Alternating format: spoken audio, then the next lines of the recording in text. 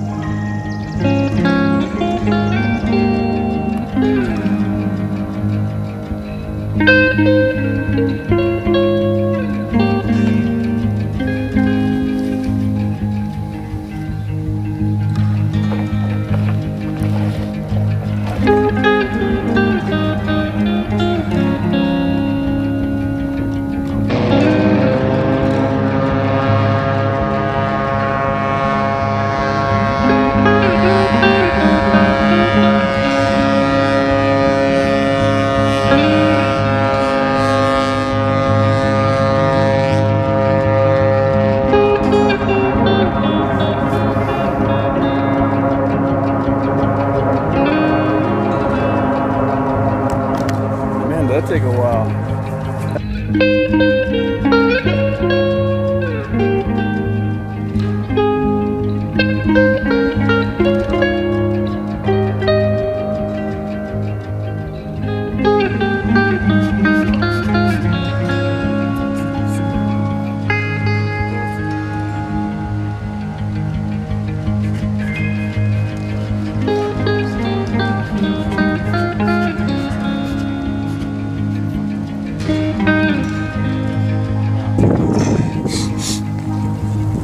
This is how you come down.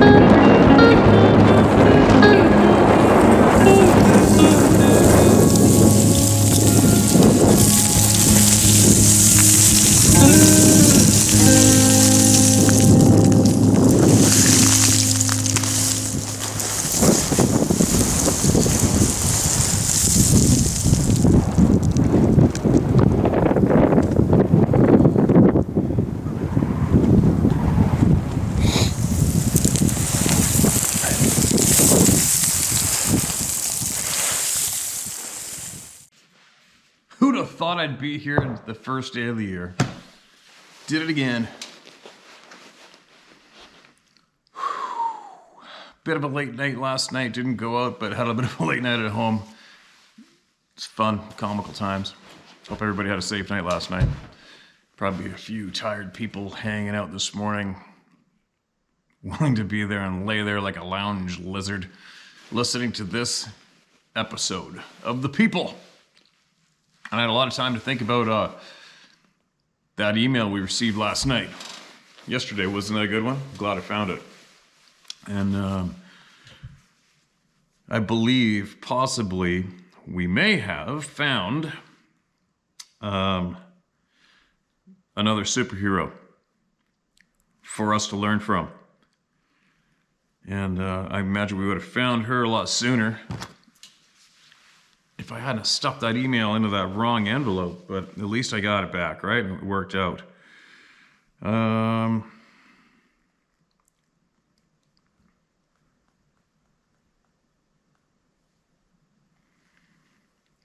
Amy.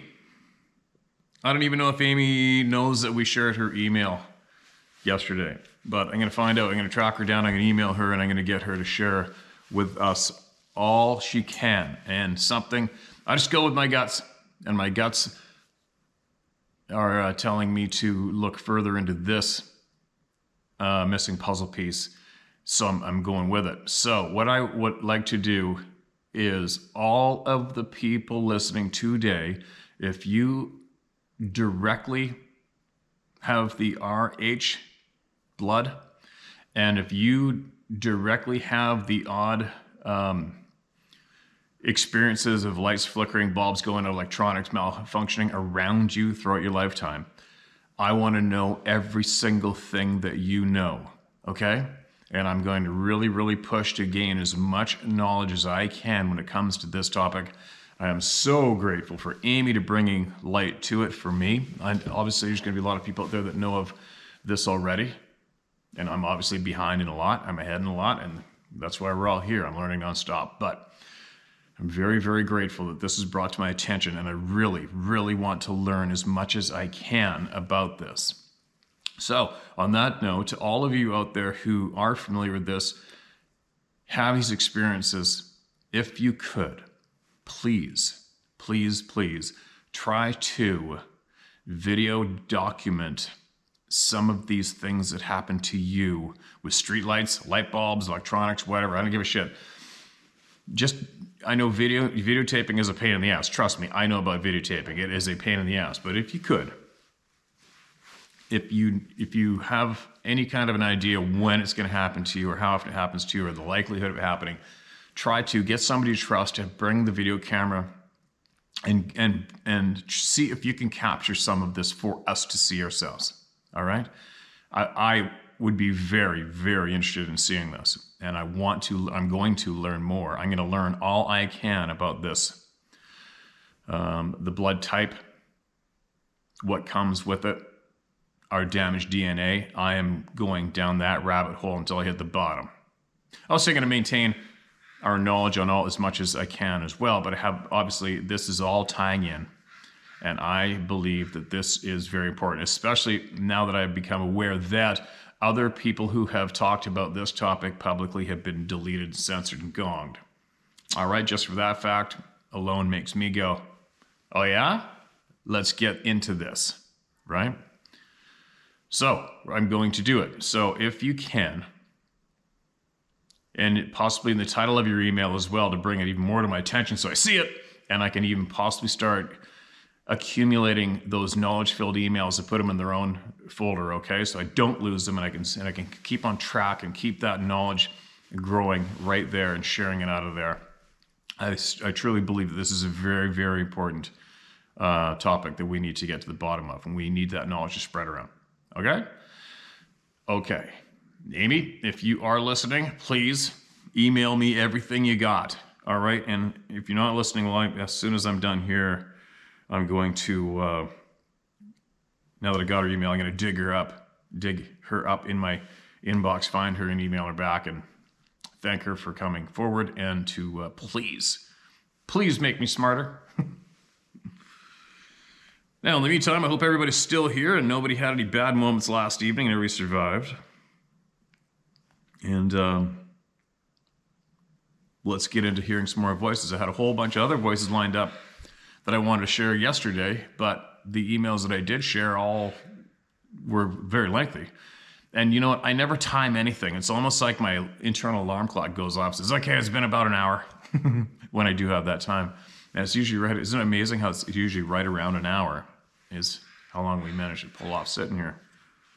Now, also, another thing I want to make note of is I am going to start sharing with you, not all at one time, but I think I'll possibly do one, if I remember to do this, one truth source per email. I'll start off with sharing with you a truth source that I feel confident with, and I would urge you to give them a few moments of your time and have a couple listens. All right, so today's truth source that I'm going to share with you that I feel absolutely confident with is Redacted. It's two people who used to work for mainstream news, and they quit because they were absolutely alarmed at and tired of these important issues that were not being shared with the people and the lies that were. And they have their own news source right now. I don't even believe they live in North America anymore, but they are going at it strong, consistent.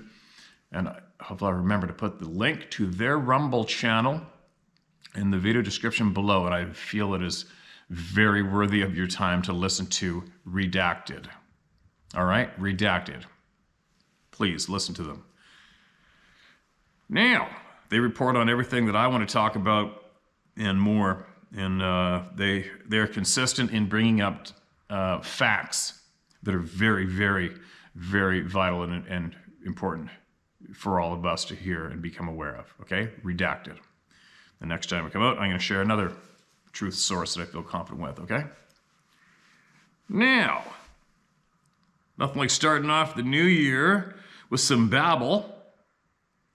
Another quick note. It's funny, years ago, I was listening to some other truth sources, and they consistently told of what was coming, and it just came. And they also, side note, talked of what the dirtbags are planning on was using a fake UFO invasion to help manipulate the people. And I was thinking about that earlier today. I'm like, I wonder when that's coming.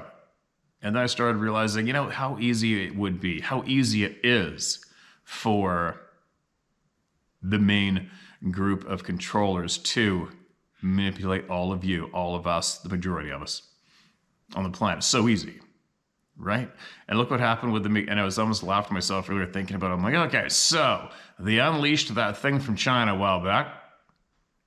And then people went bonkers buying toilet paper. Holy shit. Right? So that made me think today, I'm like, all right, so I'm going to try to foresee, have a guess at what's coming in the future. Let's just say the idiots do attempt to unleash a fake UFO invasion on the planet, right? And then I started laughing myself. I'm like, okay, well, toilet paper's probably out of the question for a reaction to this one. Maybe the next item that'll go clear off the shelves in the grocery stores will be tinfoil rolls. Right? You know, it sounds funny, but the sad thing is that's probably what's going to happen. The moment they unleash the UFO invasion upon the population, I'm going to throw down my bet money on the item that leaves the shelves first is going to be tinfoil. Okay? Throw down your guess. That'll be comical for today's funny. If, let's just say, or when, I'm thinking it's going to be when. I actually do believe they are going to try this. I do believe it because I've heard it too many times in too many credible, intelligent sources, and that's why I'm sharing it. Let's just say, you guys, that the filthy 1% is going to conjure up, use technology and Hollywood, same thing, and they're going to unleash a fake UFO invasion upon us. What do you think is going to leave the shelves first in the grocery store? Leave that in the comment section below, okay? And we'll see how many likes or whatever the winning item gets. My guess is going to be tinfoil. People, and I just had a vision of elementary school kids lining up to get on the bus, and they're wrapped in tinfoil to go to school during the UFO invasion. All right, enough of that shit. It's sad, but frickin' true, right? I mean, who would have guessed it? There's a nasty virus unleashed upon the planet is killing people everywhere. Toilet paper, toilet paper, toilet paper. We need toilet paper. Said no rational, intelligent thinking mind ever. But it happened. It really actually happened. It wasn't a Saturday Night Live skit. That shit happened. Holy shit. All right. Sorry about that. Moving along. What do we got? Here we go. Hi, Steve. I retired on 08/30/2013 from 27 years of law enforcement. My 27 years were shared between two agencies in Southern California, LASD and a LA College Police Department. In all honesty, I don't know about galloping horses going by. Sorry about that. In all honesty, I don't know about such reporting of paranormal activity or monsters, or should I say, I never shared my experience. But what I encountered was brief, but I am reliving the emotional dump right now as I detail this brief statement to you. I was traveling northeast on Highway 50 with my wife, enjoying our 5th wedding anniversary. I was between Placerville and South Lake Tahoe, entering an S-turn at Twin Bridges. My speed was about 40 to 50. Traffic was approaching about unknown distance, but estimation may be 1 mile. I do remember a brand new red dually Dodge 4x4 in front of our rental SUV. My wife was reading, engrossed with her book, looking down. At a distance of possibly 4 football fields, I witnessed a large black object on all 4s cross the road in 4 strides, right in front of traffic. Whatever it was, scaled a granite face with ease, about 5 stories. Numerous what-ifs scrambled through my thought process. I thought of a grizzly bear, a black timber wolf. Each time I said, nope. And then I thought, what the F was that? I know this was fact. The dually Dodge pulled over immediately on the coming traffic. The dually Dodge pulled over immediately. The oncoming traffic was stopped and its occupants pointing in an upward direction as I drove by.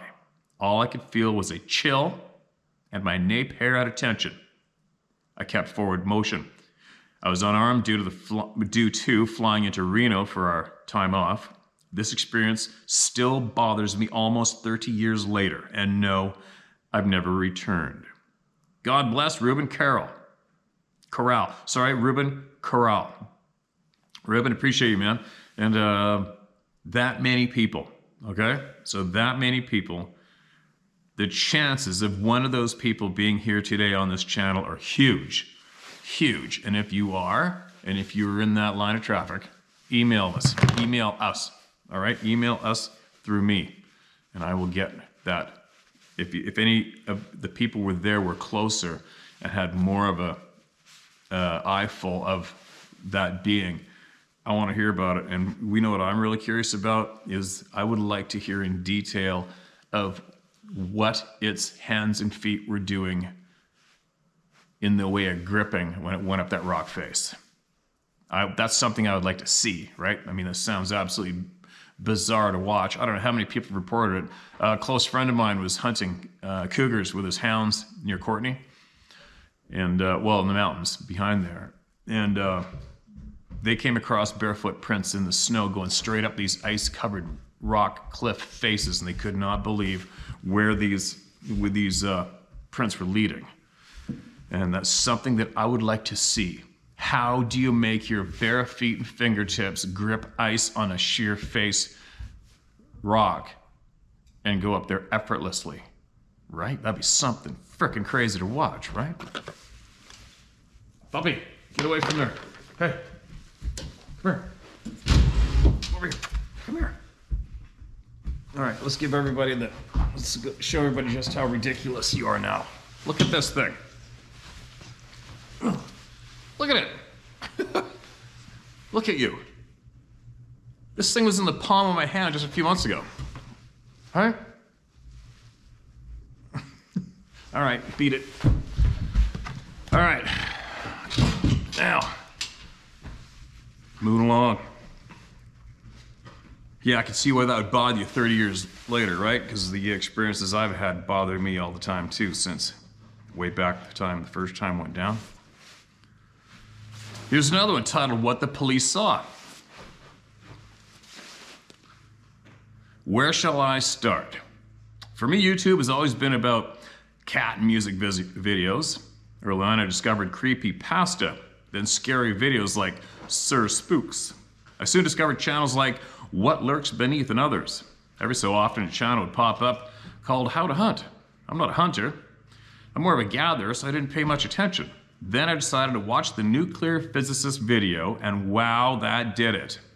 It validated some views I have on this being called Bigfoot. Back in the winter of 93-94, I was watching TV when my brother brought home a video. Something was some guy talking about a New World Order or something like that. Something about how they, whoever they are, will use terrorism to take away our rights and freedoms. As a last resort, they plan to fake an alien invasion. How random is this? I thought, well, isn't that something? What else is on? It was interesting, but I didn't think too much about it. Fast forward a few years later, and 9/11 happens. Like everyone else, I watched the TV all day, and in the back of my mind is that video with that guy. How did he know? Over the years, I, like most of your viewers, come to the realization that the world we grew up in isn't the world we live in. Not only that, but we, humanity, are rushing forward towards something. On to my encounter, if you want to call it that. When I was 8 or 9, I can't remember exactly, my mother and uncle took us blueberry picking. About 7 or 8 of us, adults included, in Bel Air Provincial Forest. We would put pails in the trunk of the car and fill them up. Puppy, quiet! We were packing in an area that had sparse trees and a kind of slope down towards a small ravine, easy enough to walk through, but no room for vehicles.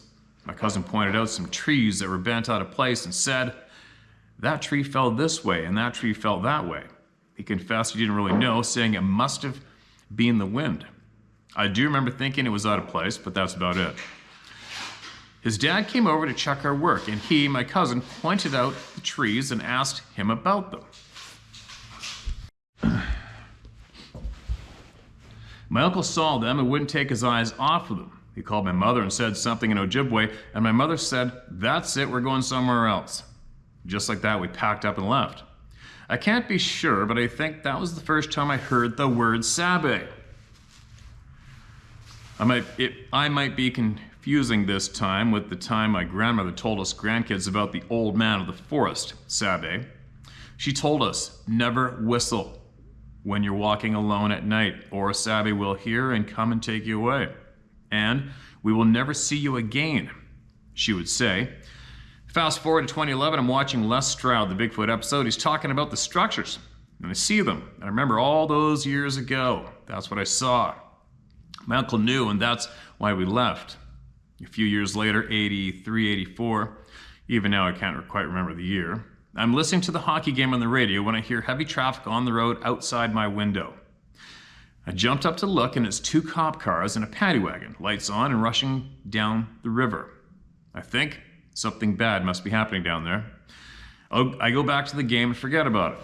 Less than 10 minutes later, I hear the same noise, and it's the same vehicles. This time, they're rushing back up the river towards town. I remember thinking, stupid cops, they get an emergency call and respond to the wrong side of the river. By the time they get there, somebody will be dead. Later the same week, it's career week, and one of the speakers of the local RCMP are the local RCMP officers. We told our schoolmates about what had happened the previous week, and of course, they couldn't believe what we told them.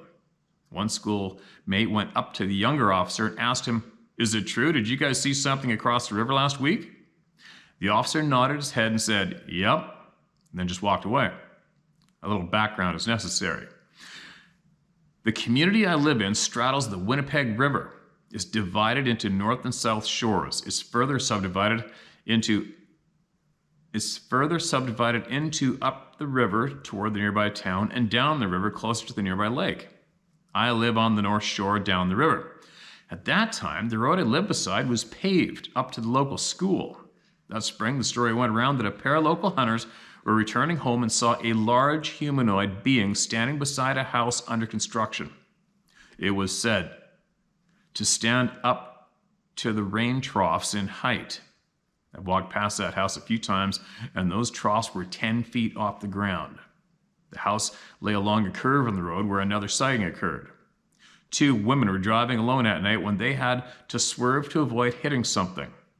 In their terror, they could only describe it as black, hairy, and having red eyes. They insisted it was not a bear. Other people began to see and hear strange things in the surrounding area. One story is of a man hearing noises outside his home. He did investigate, letting his Rottweiler take care of the intruder. The next morning, the dog wouldn't come when called, so he looks into the doghouse, and there's the dog, pressed up against the back wall, dead, not a mark on it. He claims it died of fright. There are more incidents, but all these years later, I couldn't begin to relate them all. I do remember the fear lasted 1, maybe 2 weeks. It started with the hunters and just kept increasing. I distinctly remember sitting on my front steps, and after a long, hard winter, watching people get out and about. People would visit, children would be playing, and people could be seen walking on the road. As evening came, the people went indoors and stayed in until daybreak. I still recall my father instructing us to make sure to check on our grandmother to make sure she was okay for the night. Another thing was that it got to the point that one local resident organized a late-night vigilant patrol. He would start at the school, where the pavement ended, and drive all the way down the river to a spot known as the beaches. It consisted of usually 2 or 3 vehicles with his green pickup in the lead. You have to know for sure that all vehicles had at least 1 or 2 guns with them. I still remember the long trail of dust they made as they drove up and down that road. An occasional spotlight beam searching the tree line. Remember the movie, The Town That Dreaded Sundown? That was us. No, I never heard of that, but I'm going to look into it. What's that movie called? The Town That Dreaded Sundown. Huh. The last incident was with the police on a weekend. What happened was the police responded to a call of a home invasion. They drove past my home. I'm listening to the game at breakneck speed. All these years later, I can't remember if they had their sirens on or off. Strange. Anyway, they get to the location known as the beaches, and they see it. Excuse me. I've never heard a reliable report of just what they saw exactly. The homeowner's account goes something like this. That evening, someone in the household claimed to see someone or something moving around in the woods beside their home. They tell the father of the family. He goes to check and locks the doors. Towards nightfall, whatever this thing is starts to rattle the doorknobs, apparently trying to gain entry. It moves to the windows and tries to open them too. At this point, they call the police. That's when it almost pushes the door open and the dad opens fire. The cops hear screaming and gunshots and respond in force. Pandemonium ensues. The police arrive, see the creature, don't fire a shot, and hightail it out of there, abandoning the family to their fate. Fortunately, the creature soon quit the scene and went away shortly thereafter, although some claim the creature remained until daybreak. The family called family and friends, and they showed up instead. I've never been able to determine what exactly happened that night. I once asked the dad about that night, and he said, "Don't ever effing ask me about that night ever again. It was the worst night of my life. I had my family with me, and there was nothing I could do." Some people embellished the incident, saying it sounded like a gun battle. Others say the police never fired a shot. The young officer the next week seemed to indicate no shots were fired. 3 police vehicles were there that night. That means 3 police, possibly 6 officers, saw this thing. It's almost 40 years later, so most, if not all, are retired. I suppose some may have actually passed away. Now here's the thing I know. I know there are still people alive out there who were there that night. The local RCMP detachment is in the town of Power View, Manitoba. Maybe someone would want to look into this. Maybe track down the police who were there. Yet, leave the family alone. They deserve that much. As for me, I finally got this email off my conscience. I'd rather like to simply fade back into the fog of anonymity. Anonymity. Say that 10 times. Through it all, I myself not see anything. I'm not hearing anything, not a howl, not a tree knock, nothing. You're lucky. As I never heard reports of footprints or photos, this was 83 or 84 after all, and phone cameras didn't exist. There was some confusion about the year. I seem to remember the Jets lost to the St. Louis Blues that night, so it may be late March 84. So that's it. That's what I remember of this time in my life. Life has been exceedingly quiet since then, and I'm okay with that. I know things are going to get hot all too soon. I enjoy the boredom while it lasts, because it won't. I think the boredom is done, actually. Please keep my name out of this. I don't want people to contact me. I see no reason to do so. This is all the information I have. P.S. Some last thoughts. Sabby seems to be top cryptid, but that I think won't last long. They have offspring, like one at a time, maybe even twins. Well, what about the American werewolf, commonly referred to as Dogman? They have a litter rather than a single child. Would eventually outstrip the Bigfoot, wouldn't they? Then what? Life on this planet is certainly heating up, huh? One last thing, never forget this is the planet of the human beings, not the planet of anything else. That's it. Thanks for the outlet. Good day. Okay, man. Appreciate it. Now listen, we got it out, and maybe you or somebody you know could share this particular video somewhere where you may think is possibly certain that some of these people that witnessed that might be able to watch and listen to this and go, oh, cat's out of the bag. Okay, I'm in. I'm going to share what happened, right? That'd be interesting to me, and I know a whole pile of other people. But the chances are somebody that witnessed that, the chances of them being here listening is really, really high. Anyway, I got you, man. I'm not sharing your name, and I appreciate what you wrote. And if you feel like coming out with more later on, please do, all right, man?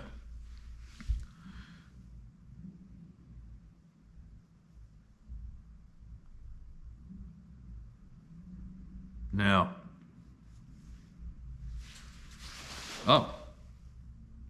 second part, crazy. What the police saw at number 2, just an addendum to my first email. I expect D. Trump and / or A. Cuomo to be the respective candidates for Yank president in 24. I suspect that one or the other will be the last, sorry. I suspect that one or the other, all right. All right, here we go. Oh, this is red.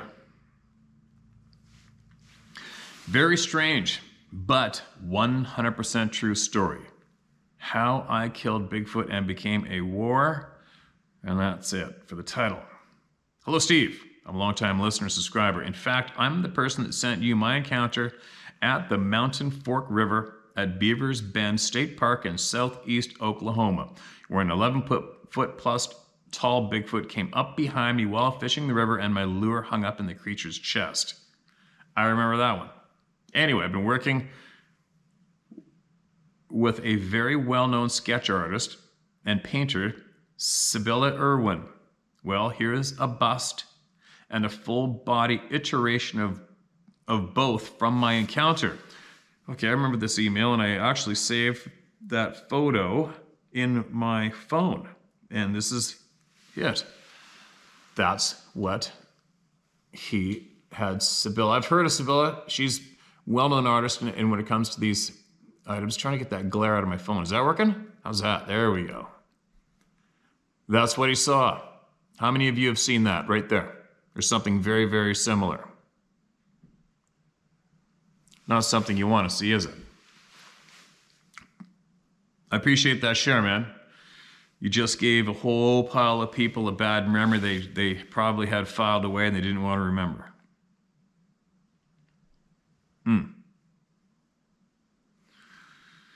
All right. Here's another one.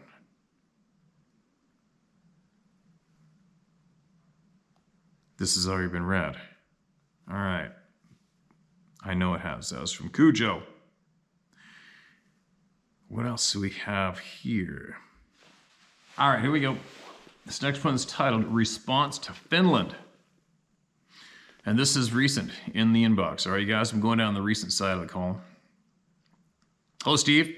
I just heard you share from the gentleman from Finland. He mentioned the silence that he observed in the forest. I've been listening to your shares on YouTube for some time now, and I have learned a lot and put some puzzle pieces together after hearing other people's shares. My experience was in the Sierra Nevadas.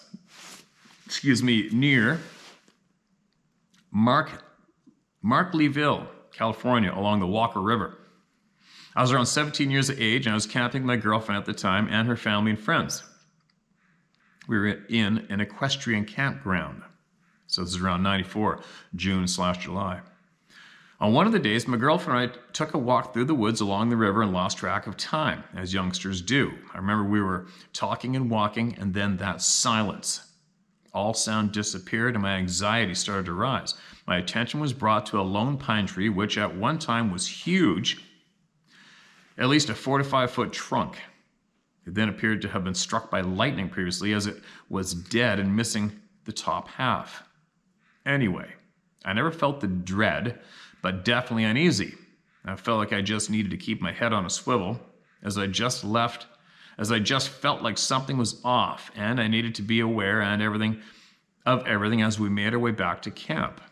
I will say that I was very attentive to that tree, as my attention constantly was being funneled toward it. However, I couldn't see anything around the tree that would make me feel that I was in danger, and I was really looking. My girlfriend didn't seem to be affected by this and kept her peaceful demeanor. I didn't say anything to her other than suggested we return to camp. We finished our camping weekend with no other problems or strangeness. About 1 to 2 years later, I was with a friend in Washoe Valley, the Washoe, probably Washoe, Washoe Valley, along Highway 395 between Carson City and Reno, Nevada. In the hills east of the valley, which is mostly sagebrush, until about 2 miles east, where junipers begin to cover the hills. It was dark out, around 11 p.m. I remember talking with my friend when I suddenly felt like something was rushing me from behind. All the hair on my body stood on end, and I whipped around expecting to see something deadly quickly approaching me with a purpose. Nothing, but my heart rate was spiked from the adrenaline. My friend looked at me, and I just hallucinated a dragon or something. I explained what I felt, and he said he heard nothing abnormal. This may or not be related, but equally unsettling. After hearing the stories shared on your channel, I have all but confirmed that on both occasions I was likely in the presence of a Sasquatch or some other unexplained being. I am not a religious person, but I have a spiritual side, and I know better than to think we have everything figured out on this planet. I have had some strangeness occur in the following years, but that silence with anxiety is another animal. Unforgettable. I've never seen a Sasquatch, but I believe they, among other cryptids, are here, and we may not be meant to know all the answers, but you can't deny the possibilities these days. Just wanted to tell the gentleman from Finland that weird shit happens everywhere. I find it peculiar that after all the time that has gone by, these incidents are burned vividly into my memory. I still love the forest, and I'm not afraid to visit, but I am intimately aware that I am not at the top of the food chain out there. Thanks for your efforts, Steve, and I'll share my first name. I look forward to many more shares. They are causing a movement, for sure. Buckle in, things could get interesting from here. Thanks again, Travis. Yeah, I agree, Travis. I think shit's gonna get real here pretty quick. Myself, I guess shit's been getting real daily anyway, right? Unless you continue to just follow that carrot on the string and keep your hand in the hole in the ground. Whatever brings you comfort, right? Now, 1902 newspaper article, Strange Wild Man in Idaho. Dear Steve, I thought you and your viewers might be interested in the attached short newspaper clipping from the Democrat and Chronicle, Rochester, New York, dated January 30th, 1902, regarding an incident near Chesterfield, Idaho. Chesterfield was at the time a small Mormon pioneer settlement in southeastern Idaho, but is now just an old ghost town. It's located 25 miles directly east of the city of Pocatello, and about 75 miles north of my hometown of Logan in northern Utah, which is why it's of particular interest to me. I've attached an image of the article, but also have typed the words here in case the photo gets separated from the email, or if it's just easier to read it here than try to read it from the photo. Here's the text. Appreciate that, man. That's a big effort. Here we go. Strange wild man in Idaho. Pocatello, Idaho, January 29th. The residents of the little town of Chesterfield, located in an isolated portion of Bannock County, Idaho, are greatly excited over the appearance in that vicinity of an 8-foot hair-covered human monster. He was first seen on January 14th when he appeared among a party of young people who were skating on the river. The creature showed fight and, flourishing a large club and uttering a series of yells, started to attack the skaters, who managed to reach the wagons and get away safely. Measurements of the tracks showed the creature's feet to be 22 inches long and 7 inches broad, with the imprint of only 4 toes. Stockmen report having seen the tracks along the range west of the river. The people of the neighborhood have sent 20 men on its track to effect its capture. Wow. One of the things I found notable in the article is the mention of a club being wielded as a weapon. I suppose if these beings can grip and swing a tree or a large branch like a baseball bat in order to create tree knocks in the forest, then they can also use them as tools/weapons. I had not considered that before. The other notable thing to me is that the article predates the cultural conception of Bigfoot by 60 plus years. Anyway, thanks, Steve. I really enjoy your channel. I'm not a knower, meaning I've never had an encounter nor any unexplained strange experiences in my own outdoor adventures, but I have a very open mind on the subject and find all the experiences you share to be very interesting and compelling. And as I do say, out of the thousands and thousands of shared stories, only one of them needs to be true for these beings to exist. Best regards, TB. Okay, TB, appreciate you, man. That was a big effort, a lot of times of yours donated. And yeah, they gotta be real, but just so you know, I've seen them with my own eyeballs. Twice for sure, maybe 3 times. So there you go. They are real. Strike me frickin' dead right now in my tracks if they aren't. Yeah, 60 years prior to them becoming mainstream. Actually, I believe the First Nations people brought them to light hundreds of years prior. Now, what else do we have? Title, no subject. Okay, here we go. Hey, Steve, haven't been on your channel long, but I'm enjoying it. I've got to the point I don't care about watching anything on TV. Too politically correct for me.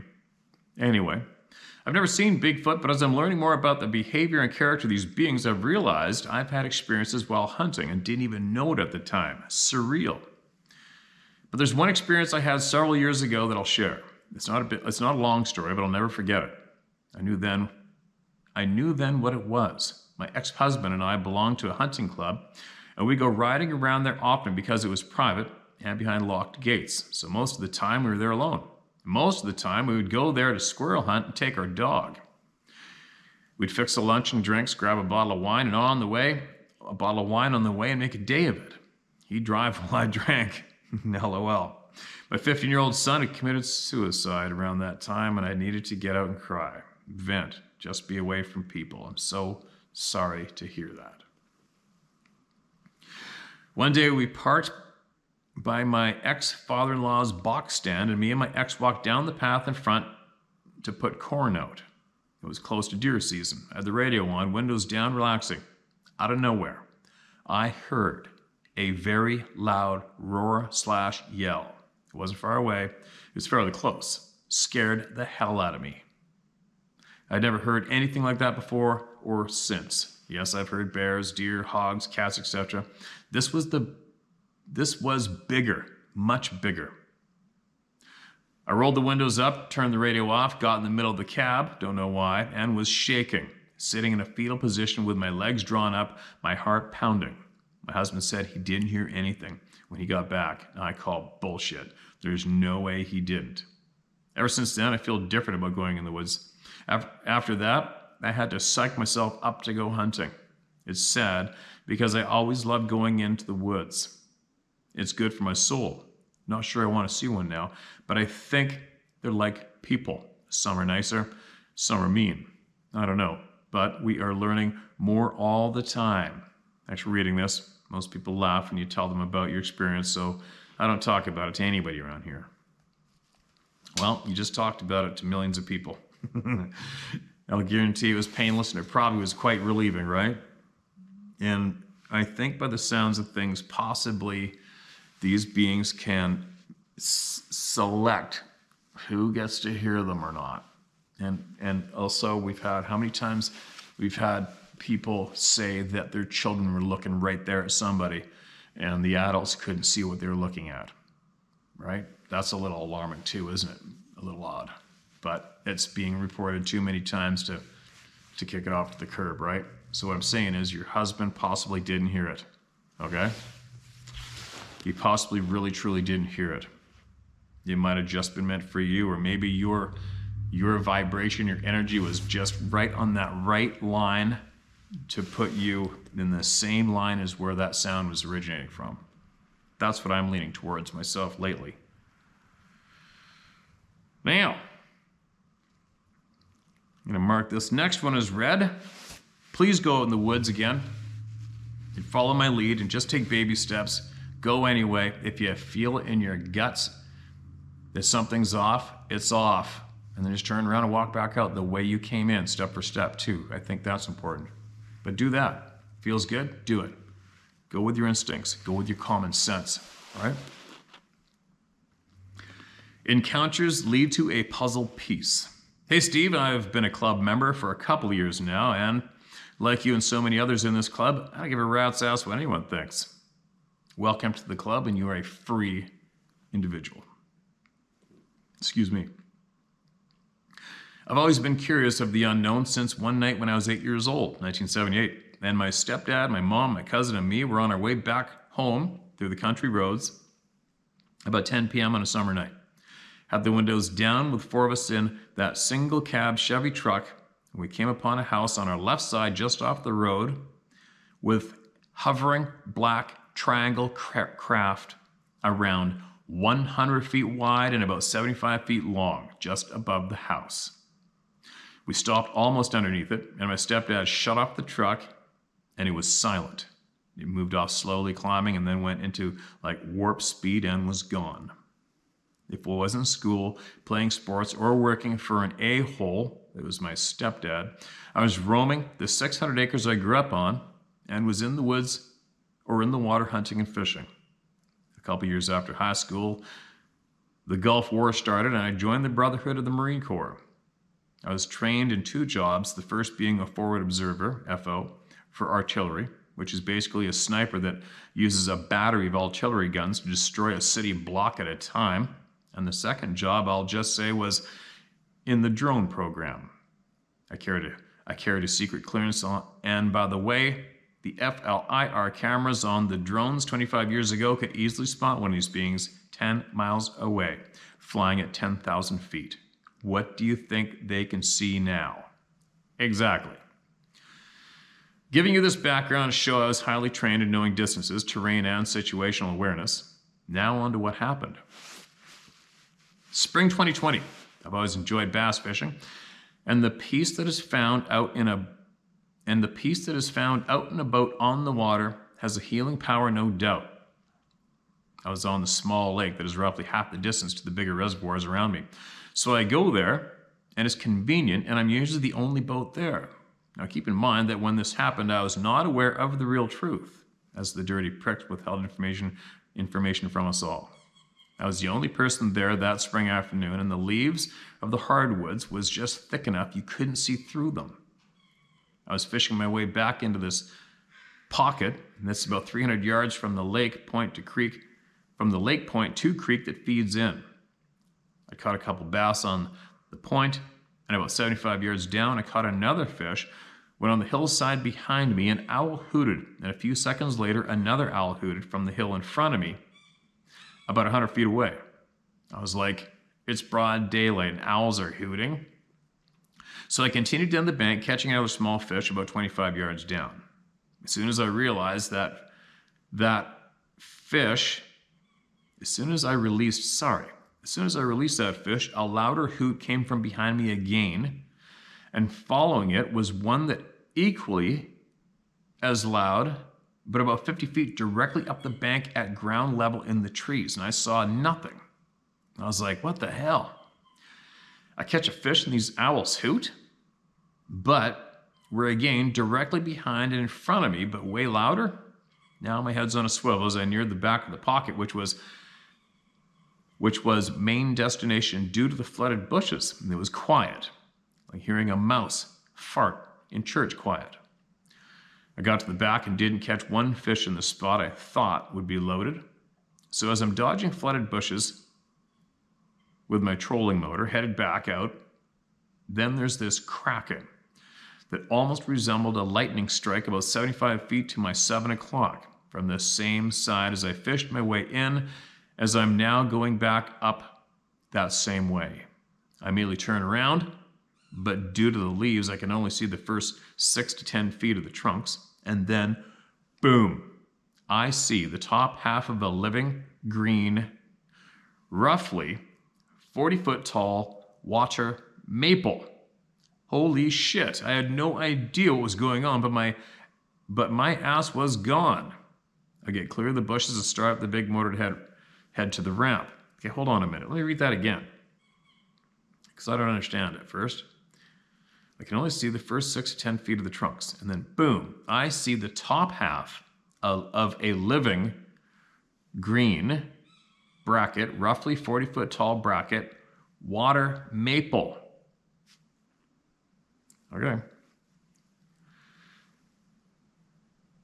Now this is where it gets crazy. I remember starting the boat with a little dizziness and putting it in gear for the 1 mile idle back to the ramp, which takes about 15 to 20 minutes normally.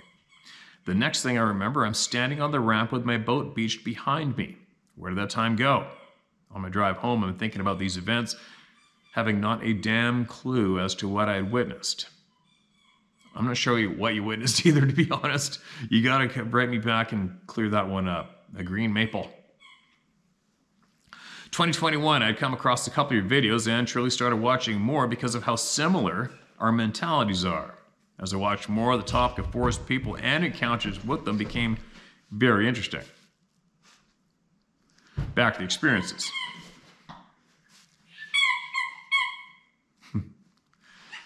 Somebody gave the dog a squeaky toy. She's back and she has it. This ought to be good. Back to the experience.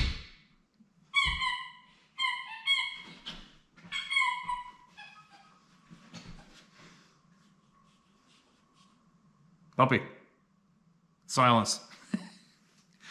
One day I was listening to you describe an encounter when the writer said they heard owl hoots in the daytime.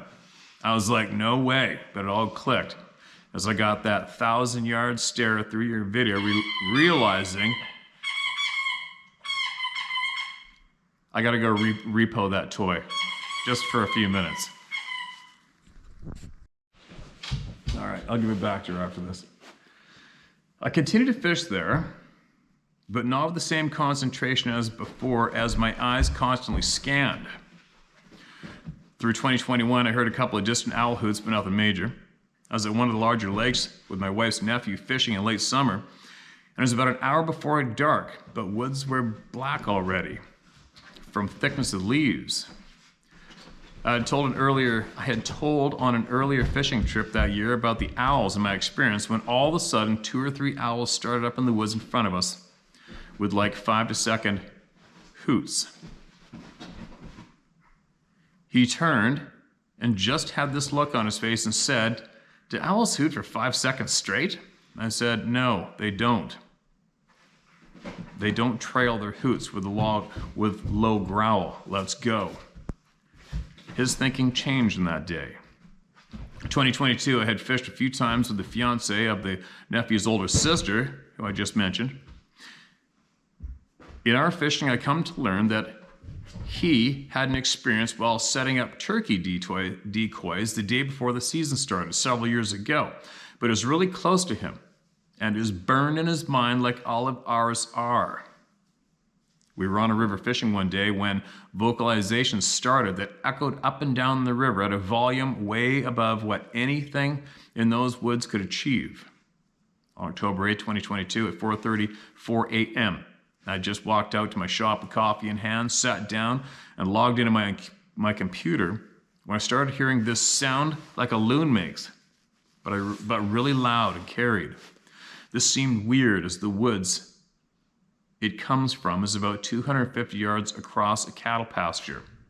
After 2 or 3 of these, there's this friggin' roar that vibrated my body inside my metal shop building that if I had to describe it, it was like the roar of a T-Rex does in Jurassic Park. I immediately jump up, grab my phone, and hit audio record as I'm slowly walking out. I laid the phone down on a boat parked beside my shop and stepped back. After the roar from my west, the loon sounds to my south changed to like a half rooster, half crow howl. And this went on about every 30 seconds for around 9 minutes, but no other roars.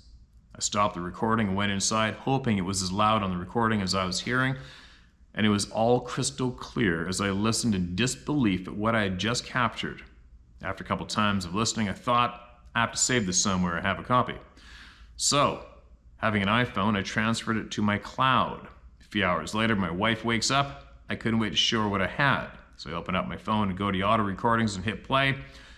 I turned the volume up all the way on my phone, awaiting the reaction of my wife's face, and all we could hear was faint sounds. And I was like, this was so loud this morning. Then I remembered I'd saved a copy in my iCloud, pulled it up, and it was muted as well. It seems funny that the recording was crystal clear until I sent it to the iCloud. The audio volume was lowered to the point the sounds can't be recognized. Since then, I've been self-teaching myself the Audacity audio app, and isolated the sound to the best of my abilities, and the sound makes a solid straight line like many analyzed recordings on YouTube of these beings. November 12, 2022. Myself and the fiance of the niece from earlier are now fishing on the small lake from my first encounter. With both of us loving to fish and being in the club of no return, we're both always scanning, listening. But after a few hours of fishing all over the lake without so much as a peep or anything that seemed off, we decided to head back to the ramp to warm up in the truck for a few minutes and see this little 2-man plastic boat coming at us from the ramp. He gets up to us, and it's a young guy by himself, mid-20s, all in camo, with a climbing deer stand in the boat with him.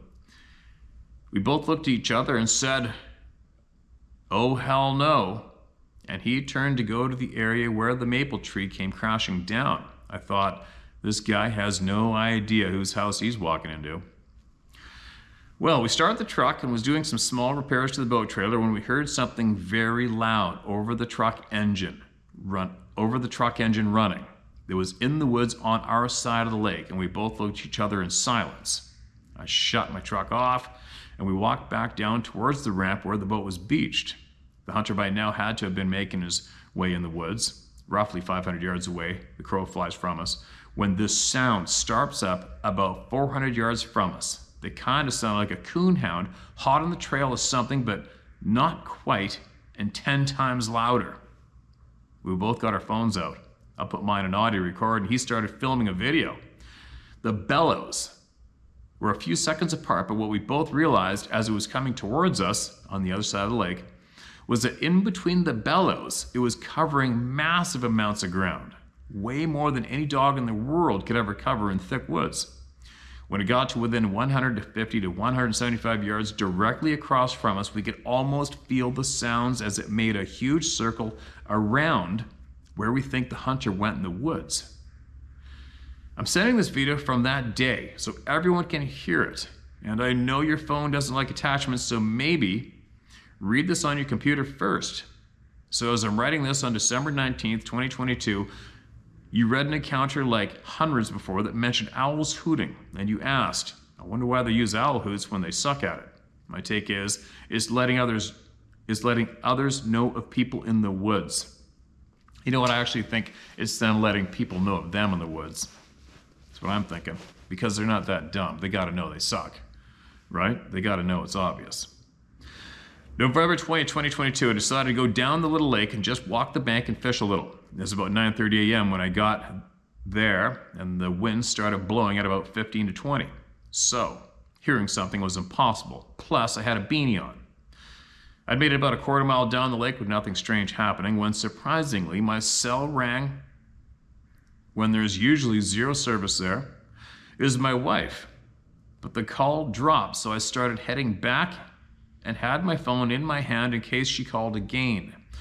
The wind just died all of a sudden, and I get maybe 50 yards, and I feel I'm being watched, but I couldn't see anything. There's no leaves on the trees, so the woods have decent visibility, and I had this feeling I should turn around and snap a couple pics from the way I just walked. So I glanced down at my phone as I walked and opened the camera screen and stopped, turned, and snapped these pictures. That evening, I looked at the photos, and there's this dark spot behind a root ball. So I zoom in, and there's a damn face looking straight at me. The phone wasn't pointed straight at it, it was on the left side of the frame. I'm attaching the photo, not zoomed, so you can zoom in yourself and tell me what you see.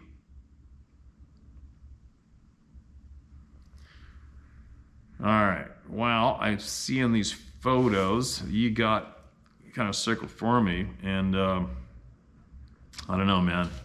I'm the worst person to send a photo to that isn't clear. I'm just am. I mean, I'll share with everybody, but I'm the worst one. If it doesn't look clear, I just glance for 2 seconds. There's another one. I think for me personally, what would catch my attention with a photograph would be the whites of the eyes and the eyelashes. Then you're gonna have my attention, right? But there's just so many of these photos that I don't see. There's a lot of people that do see shit clearly. There's a shit pile of people that see faces all over the damn place, and all I'm seeing is distortion of leaves and sticks. So, what am I seeing here? I'm not seeing it. I'm gonna be honest, I'm not seeing it myself, okay? I'm just not. Sorry, but I'll share it.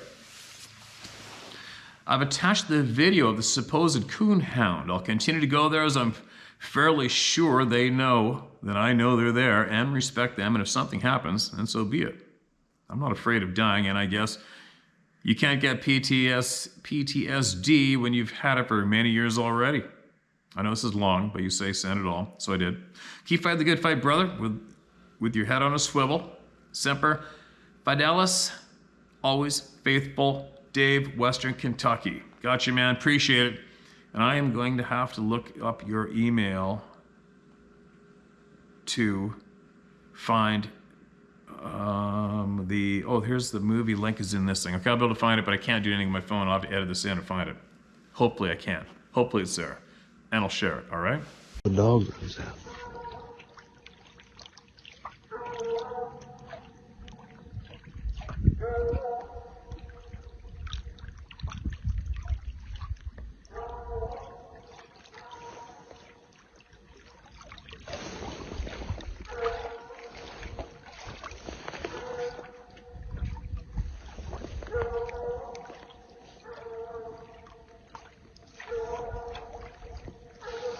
It's moving way too fast.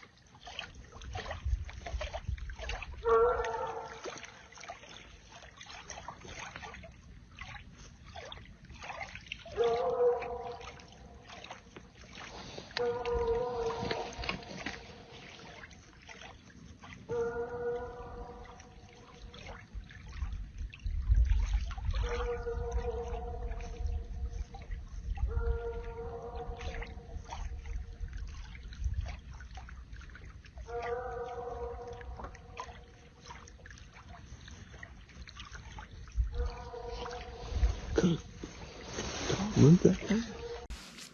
And please don't take it personally that I don't see anything in your photographs, because whatever I see or think doesn't mean shit. I've had people in the past show me photographs, and I've looked at them and thought, oh wow, that's kind of weird. And I'm like, well, actually, that just might be a. I think that green mark is actually a dirty lens. Maybe, I don't know. When they say it's an orb they caught in the camera, and I only say that because I get that same green dot on my long Canon lens all the time. when the light's off, especially in low light. It's no big deal. I just thought maybe that's it. And one of these people that I said that to went on to sending me frickin' blow-out gasket, absolutely offended, nasty emails numerous times, like a frickin' nasty, miserable stalker. It was absolutely creepy and embarrassing, right? So, anyways, what I'm saying, man, just because I can't see what's in your photo doesn't mean it isn't there. Okay, it's just me. I suck at the photo department. But somebody else might see exactly what you're seeing clearly. Anyway, another thing too, when anybody, you take a photo, you send it. When you take a photo of something, try to go there yourself and stand there and mimic what it was you have in the photograph, okay? That would make a huge difference. Especially the people in the snow. People that see things in the snow, report seeing things in the snow, they never go there and take a picture of the footprints. I don't get it. So many people have seen things ripping across the snow and they never go and see the footprints and send the pictures. Somebody coming down my driveway? Sounds like a tractor. All right, anyway, I gotta get going. Quick note before I forget. Here's the shitty deal. Poor Sarah's been trying to get hats out to everybody. It is definitely not a lucrative thing. She's had a little bit of hate mail saying, how can you charge $46? Just so you guys know, an average $20 is how much is included in the price of how much it is to ship a stupid hat. $20. Now get this one, you guys. This is how brutally embarrassing Canada is today when it comes to what our tax dollars are funding. We live in Vancouver Island. Now, if you Google up and see where Abbotsford is, see where Abbotsford is to, say, Nanaimo, okay? It's a quick ferry ride, an hour and change. And then Abbotsford from that ferry dock is probably, I don't know what it is, an hour and a half drive, right? It's just right over there.